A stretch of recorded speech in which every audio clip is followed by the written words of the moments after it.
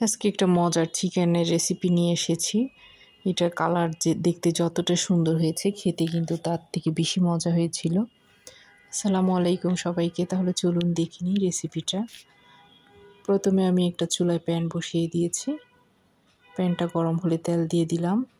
তেল গরম হলে দিয়ে দিচ্ছি পেঁয়াজ কুচি।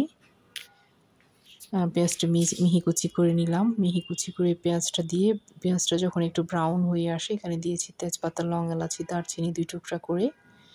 এখন এখানে দিয়ে দিব আমি আদা রসুন বাটা আর হচ্ছে সরিষা বাটা, আদা রসুন বাটা দিয়ে দিয়েছি।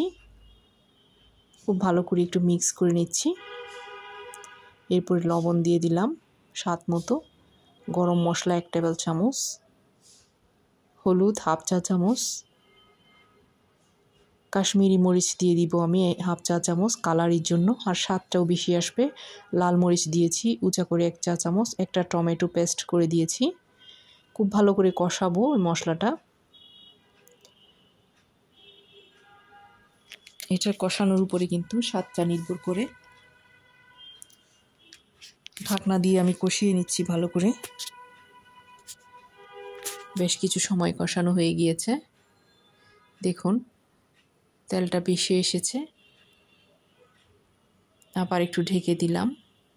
অফ ক্যামেরায় আমি বেশ কিছু সময় এটা কষিয়েছি। এই যে পানিটা শুকিয়ে গিয়েছে। এখন এখানে আমি দিয়ে দিব 1 টেবিল চামচের মতো টক দই। এই রেসিপিতে একবার রান্না করে দেখবেন কতটা মজার হয় মুরগি। টক দইটা দিয়ে আবার একটু নেড়েচেড়ে আমি এটা কষাবো। যত বেশি কষানো হবে তত বেশি টেস্ট হবে রান্না।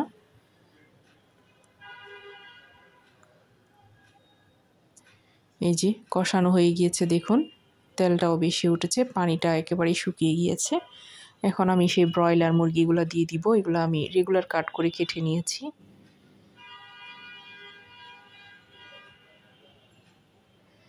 আর রেসিপি ভালো লাগলে প্লিজ একটা লাইক কমেন্ট করবেন।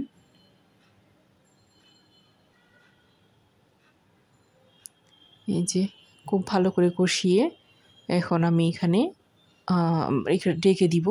আরও 15 মিনিটের মতো আমি কষাবো। অফ ক্যামেরায় বারবার নেড়ে ছেড়ে দিব। মিনিমাম আমি 15 মিনিট এটা কষাবো নেড়ে চেড়ে।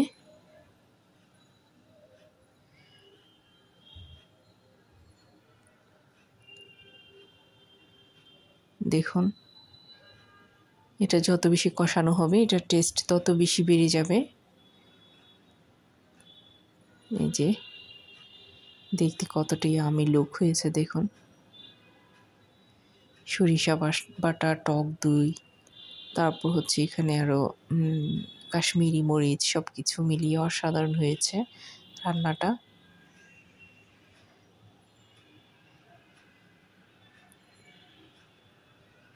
এখন আমি গরম পানি দিয়ে দিচ্ছি ঝোলের জন্য, কারণ ঝোলের জন্য কিংবা মাংসটা সিদ্ধ হতে হবে। সেই পরিমাণ করে ঝোলের পানিটা দিয়ে রান্না করে পানিটা আবার টানিয়ে নিব, আর এর মধ্যে চিকেনটাও সিদ্ধ হয়ে যাবে।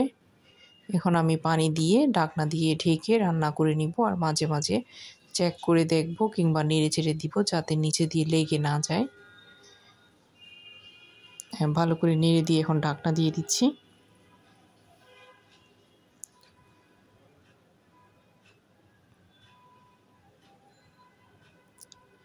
এই যে আমার রান্না কিন্তু হয়ে গিয়েছে। আমি এখন একটা সার্ভিং ডিশে এটা পরিবেশনের জন্য নিয়ে আসলাম। এটা কিন্তু ঠান্ডা হওয়ার পরে অনেক বেশি কালারফুল হয়েছিল, আর খেতে যে কি পরিমাণে মজা হয়েছে দেখুন। কালারটা কি সুন্দর এসেছে, খেতে যে কি পরিমাণে মজা হয়েছে। একবার রান্না করে দেখবেন আমার এই রেসিপিতে, আশা করি নিরাশ হবেন না। আজ এতটুকু। আসসালামু আলাইকুম সবাইকে। সবাই ভালো থাকবেন।